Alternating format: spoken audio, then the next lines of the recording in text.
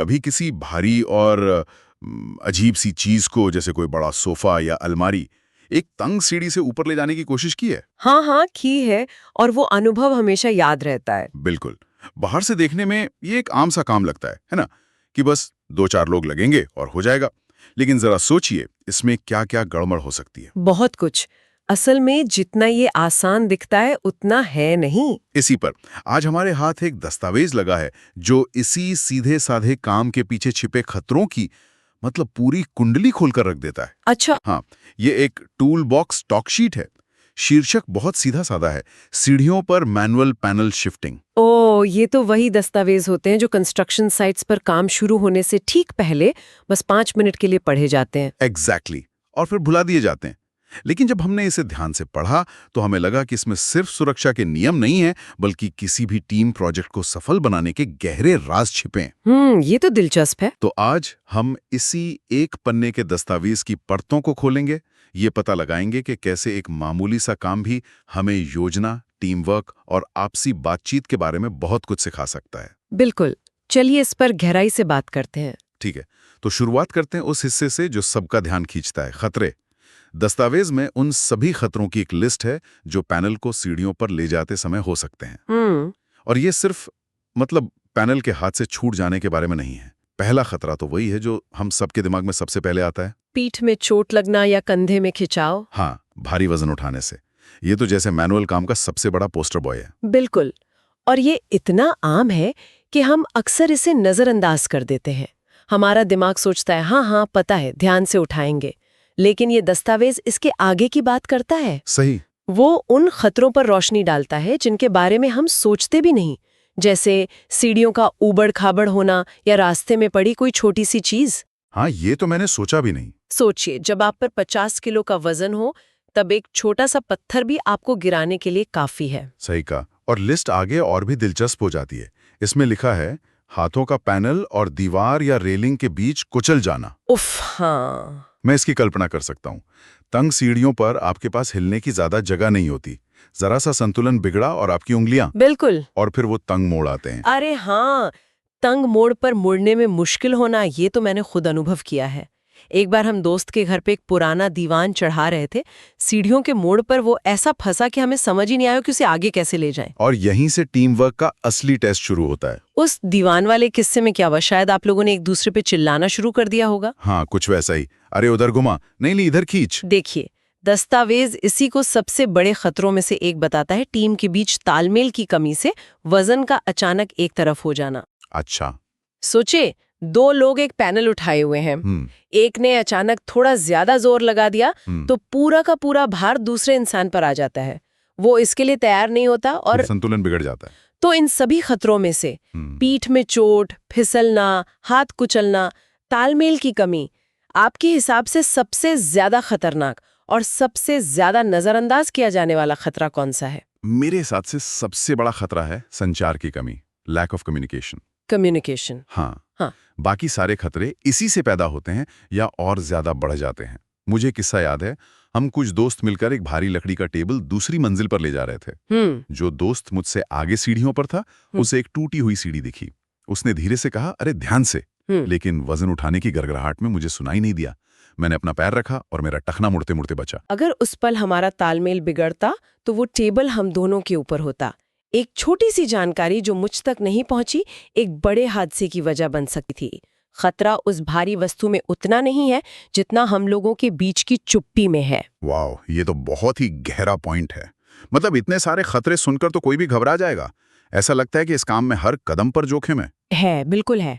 तो फिर इसे सुरक्षित बनाने का कोई तरीका भी है? यकीनन दस्तावेज में सिर्फ समस्याएं तो नहीं बताई होंगी। बिल्कुल, और यही इस दस्तावेज की खूबी है। ये सिर्फ डराता नहीं, रास्ता भी दिखाता है। इसका दूसरा हिस्सा नियंत्रण उपायों के बारे में है, यानी इन खतरों से बचने के तरीके। और ये कोई साधारण सलाह नहीं है, ये एक पूरी एक्शन प्लान की तरह है। चलिए तो फिर इस एक्शन प्लान को समझते हैं। इसे हम कुछ हिस्सों में बांट सकते हैं।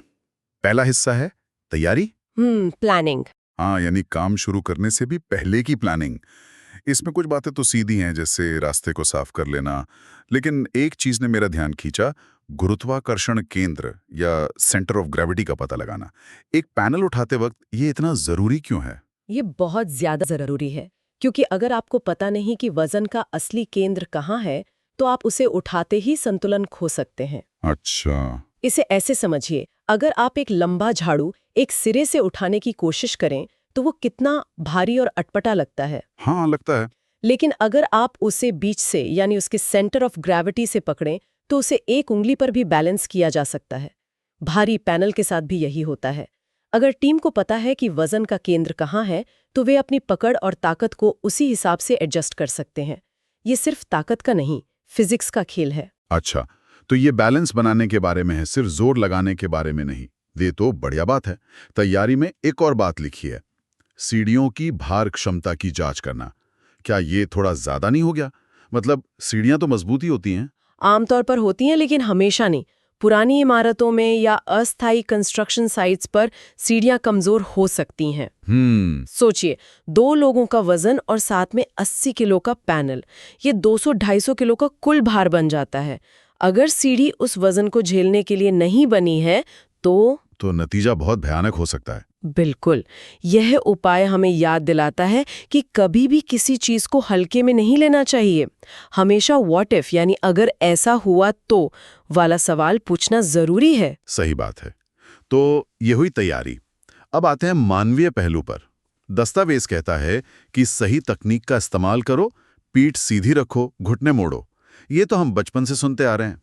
इसमें नया क्या है? नया है इस पर अमल करना। हम सब जानते हैं कि सही तरीका क्या है, लेकिन जल्दी में या ज्यादा आत्मविश्वास में हम अक्सर गलत तरीके से उठा लेते हैं। हाँ, ये तो होता है। और दस्तावेज में सिर्फ तकनीक नहीं, बल्कि सही उपकरण पर भी जोर दिया गया है, जैसे एंटी स्लिप सुरक्षा जूते। अच्छा। आपके जूते कितने भी महंगे हों, अगर उनका सोल चिकना है तो वो सीढ़ियों पर खतरनाक हैं। इसी तरह अच्छी पकड़ वाले दस्ताने, पसीने वाले हाथों से कोई भारी चिकनी चीज फिसल सकती है। ये छोटी छोटी चीजें सुरक्षा की पहली दीवार होती हैं। और तीसरा और सबसे जरूरी हिस्सा, जैसा कि आपने पहले भी इशारा किया, टीम वर्क और संचार। हाँ, कम्युनिकेशन। दस्तावेज में एक बड़ी दिलचस्प सलाह है कि टीम में एक बंदे को सिर्फ सिग्नल देने या रास्ता दिखाने के लिए रखो। वो वजन नहीं उठाएगा। हाँ, एक स्पॉटर। उसका काम सिर्फ देखना और बोलना होगा। क्या ये एक छोटे से काम के लिए थोड़ा ज्यादा नहीं लगता? नहीं, बिल्कुल नहीं। असल में ये सबसे समझदारी वाला कदम हो सकता है, खासकर तंग या मुश्किल जगहों पर। वो कैसे? सोचिए, जो लोग वजन उठा रहे हैं, उनका पूरा ध्यान और ताकत वजन संभालने में लगी है। वो आने वाले मोड़ या किसी नीची छत को नहीं देख सकते। उनकी नजर सिर्फ अपने सामने वाले कदम पर होती है। सही है। ऐसे में एक स्पॉटर या सिग्नल मैन उनकी आंख और कान का काम करता है। वो पूरी सूरत देख सकता है और निर्देश दे सकता है, 2 कदम और, फिर बाईं ओर मुड़ना है, या रुको, आगे जगह कम है। ये टीम का ड्रोन व्यू होता है। टीम का ड्रोन व्यू, वाह!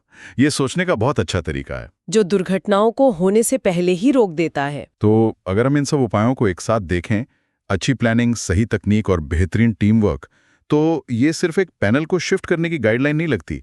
ये तो किसी भी मुश्किल काम को करने का एक फॉर्मूला सा लगता है। आपने बिल्कुल सही पकड़ा। अगर हम थोड़ा और जूम आउट करें तो ये असल में प्रोजेक्ट मैनेजमेंट का एक छोटा सा मॉडल है। प्रोजेक्ट मैनेजमेंट कैसे? देखिए, इसमें प्रोजेक्ट मैनेजमेंट के 3 मुख्य चरण हैं। पहला, प्लानिंग, जिसमें आप जोखिम का अंदाजा लगाते हैं, संसाधन तय करते हैं। दूसरा, संसाधन यानी सही ट्रेनिंग वाले लोग और सही उपकरण, जूते, दस्ताने। हाँ। और तीसरा, एग्जीक्यूशन, जहां आपसी बातचीत और सही तकनीक का इस्तेमाल होता है।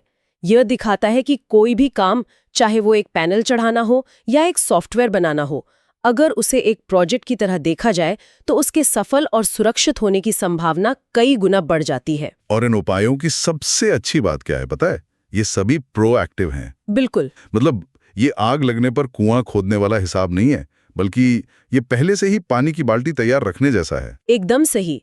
हम समस्या होने का इंतजार नहीं कर रहे, हम उसे होने ही नहीं दे रहे। और इसी से जुड़ा एक बहुत ही मजेदार कॉन्सेप्ट है सुरक्षा की दुनिया में, जिसे यह दस्तावेज अप्रत्यक्ष रूप से छूता है। उसे कहते हैं Swiss cheese model. Swiss cheese model, ये तो सुनने में बड़ा स्वादिष्ट लग रहा है। ये क्या है? हाँ, ये बड़ा मजेदार कॉन्सेप्ट है। सोचिए कि सुरक्षा के नियम और उपाय चीज के स्लाइस की तरह हैं, जो एक के पीछे एक रखे हैं। स्विस चीज में छेद होते हैं ना? हाँ, होते हैं। तो हर स्लाइस में कुछ छेद हैं, मतलब छोटी मोटी कमजोरियां या गलतियां। जैसे एक स्लाइस है सही जूते पहनना, लेकिन उसमें एक छेद है कि किसी ने पुराने जूते पहन लिए। अच्छा। दूसरा स्लाइस है रास्ता साफ करना, पर उसमें एक छेद है कि किसी ने कील रास्ते में छोड़ दी। तीसरा स्लाइस है सही कम्युनिकेशन, और उसका छेद है कि किसी ने कुछ कहा और दूसरे ने सुना नहीं। समझ गया। तो आमतौर पर एक स्लाइस का छेद दूसरे स्लाइस के पीछे छिप जाता है और खतरा रुक जाता है। बिल्कुल, लेकिन जब किस्मत खराब हो और सारी गलतियां एक साथ हो जाएं, यानी सारे छेद एक सीध में आ जाएं, तो खतरा सीधा आर पार निकल जाता है और हादसा हो जाता है। अरे वाह! किसी ने पुराने जूते पहने, वो कील पर फिसला और वो अपनी टीम को समय पर बता नहीं पाया, और बूम! ये दस्तावेज जो नियंत्रण उपाय बता रहा है, वो असल में उन छेदों को भरने की कोशिश कर रहा है। ताकि कोई भी खतरा सारी परतों को पार न कर सके। एग्जैक्टली। ये हमें सिखाता है कि छोटी छोटी लापरवाहियां मिलकर ही एक बड़ी आपदा का रूप लेती है। क्या बेहतरीन नजरिया है। एक मामूली से सुरक्षा दस्तावेज को स्विस चीज मॉडल से जोड़ना। ये दिखाता है कि ये सिद्धांत हर जगह लागू होते हैं।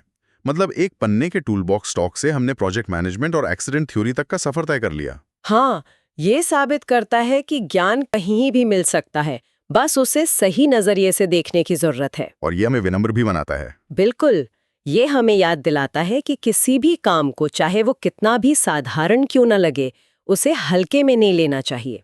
तैयारी और सम्मान हर काम की मांग है। बिल्कुल।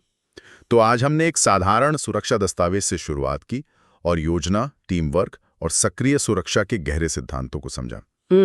तो जाते जाते एक विचार छोड़ जाते हैं।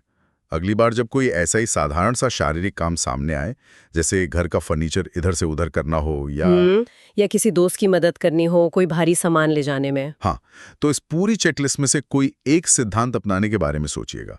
शायद आपको पूरी योजना बनाने की जरूरत ना पड़े, लेकिन शायद काम शुरू करने से पहले सिर्फ 30 सेकंड के लिए रास्ते को देख लेना, या ये पक्का कर लेना कि कोई खिलौना या चप्पल रास्ते में ना हो, या बस आपस में ये तय कर लेना कि 3 गिनने पर उठाएंगे।